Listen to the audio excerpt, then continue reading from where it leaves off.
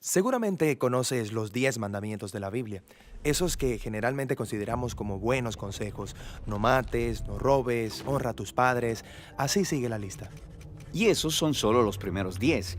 En realidad hay un total de 613 mandamientos, todos entregados al antiguo pueblo de Israel, y se encuentran en los primeros 5 libros de la Biblia, que en hebreo se llama la Torá. La palabra Torah es usualmente traducida al español como la ley, porque contiene todas estas leyes, y al leerlas te preguntas, ¿se supone que yo cumpla con alguna de ellas, con todas ellas? ¿Cuál es el propósito de la ley? Bueno, esa traducción es un poco confusa, porque aunque la Torá tiene leyes en ella, el libro como tal es fundamentalmente la historia acerca de cómo Dios está creando una nueva clase de personas que son completamente capaces de amar a Dios y a los demás.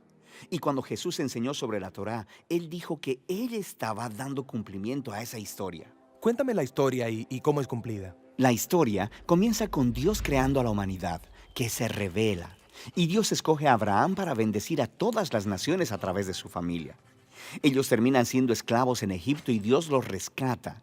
Después, en el monte Sinaí, Dios hace un pacto con Israel como un acuerdo. Y todas las leyes que Moisés le da a Israel son los términos de ese acuerdo. Son como una constitución. Algunas de las leyes son sobre los rituales y las costumbres que separan a Israel del resto de las naciones. Otras son sobre la justicia social o la moralidad, y al seguirlas, Israel le mostraría a las otras naciones cómo es Dios. Así que el resto de la Torá es la lista completa de las leyes que Moisés dio a Israel.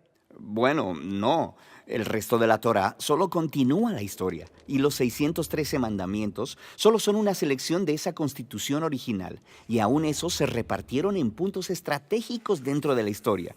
Pon atención, porque verás un patrón muy claro. Moisés le da las primeras leyes a Israel. No adores otros dioses, no hagas ídolos. Y justo después de eso, hay una historia de cómo Israel rompió precisamente esos mandamientos. Ellos adoraron el becerro de oro. Por lo que Moisés da más leyes. Y luego encuentras más historias de rebelión.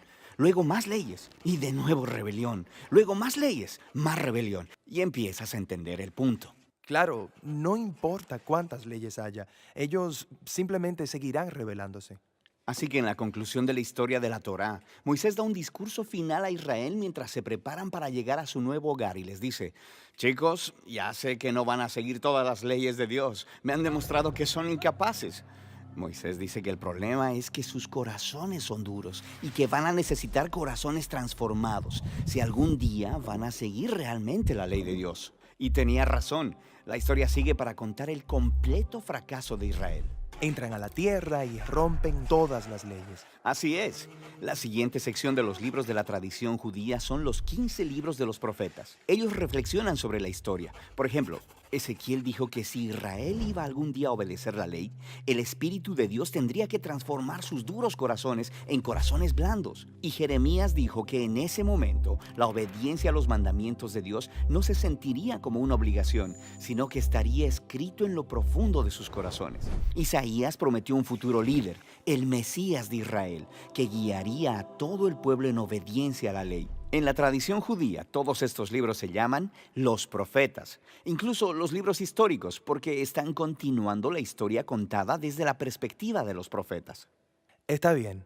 Entonces tenemos la ley y los profetas, y ellos están contando una historia conectada sobre el deseo de Dios de bendecir al mundo entero a través de un pueblo, Israel, quien resulta que necesita un nuevo corazón. Sí, y Jesús se vio a sí mismo continuando la historia. Él estaba de acuerdo con la ley y los profetas cuando él enseñó que del corazón humano salen las partes más terribles de la naturaleza humana. Es como si la configuración por defecto de nuestros corazones es opuesta a la ley de Dios. Pero Jesús también dijo que él vino a resolver ese problema y, en sus palabras, a cumplir la ley. ¿Qué quiere decir con cumplir la ley? Bien, primero, él dijo que la demanda de todas las leyes en la Torá podían ser cumplidas por lo que él llamó el gran mandamiento, que amemos a Dios y al prójimo. Eso parece muy fácil. Digo, todos queremos amar. Pero Jesús nos mostró que amar es mucho más demandante de lo que pensamos. Él cita la ley, no matarás, y dice que no matar a alguien es algo amoroso. Pero luego también dice que cuando tratas a alguien de manera irrespetuosa o tienes resentimiento en contra de ellos, también estás violando la ley moral de Dios, porque no los estás tratando con amor. Así que Jesús dijo que el amor verdadero debe extenderse hasta nuestros propios enemigos. Por lo que, aunque un mandamiento parece muy simple, Jesús nos mostró que nuestros corazones no están equipados para cumplir ni siquiera este mandamiento básico de Dios, de amar a los demás. Eso es un poco deprimente. Pero donde Israel falló, Jesús llevó la historia a su cumplimiento. Como el Mesías de Israel, Él amó completamente a Dios y a los demás y le mostró a todas las naciones cómo es Dios en realidad. Él hizo esto a través de sus actos de compasión y misericordia, y después amando a sus enemigos hasta la muerte. Y después de su resurrección, Él le dijo a sus seguidores que Él enviaría al Espíritu de Dios para transformar sus corazones, para que ellos pudieran seguirle y cumplir el propósito de la ley, amar a Dios y amar al prójimo. Así que esto cumple la historia de la ley y los profetas, o en las palabras del apóstol Pablo, el que ama a su prójimo ha cumplido la ley.